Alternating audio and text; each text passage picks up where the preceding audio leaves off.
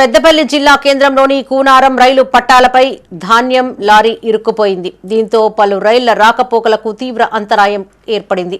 గత రాత్రి కాల్వ శ్రీరాంపూర్ మండలం మంగపేట నుండి కాకినాడకు వెళ్తున్న ధాన్యం లారీ కూనారం రైల్వే గేటు వద్ద పట్టాల మధ్యలో ఇరుక్కుపోయింది. 10 రోజులుగా రైల్వే లైన్ మరమ్మతులు చేసేందుకు గేటు మూసివేసిన రైల్వే అధికారులు బుధవారమే తెరిచారు. పట్టాలు ఎగువ దిగువ ఉండడం వల్ల అధిక బరువుతో ఉన్న లారీ పట్టాల మధ్యలో ఇరుక్కుపోయిందని లారీ డ్రైవర్ తెలిపారు.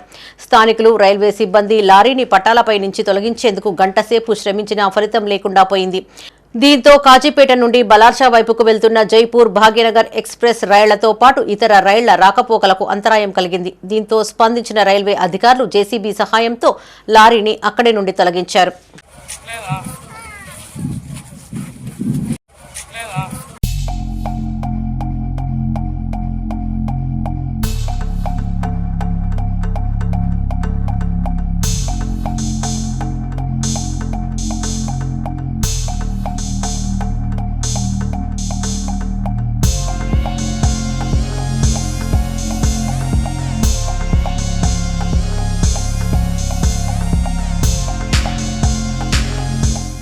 బాబోగా ఫ్యాక్టరీ ఇరుక్కుపోయింది ధాన్యం కాకినాడ.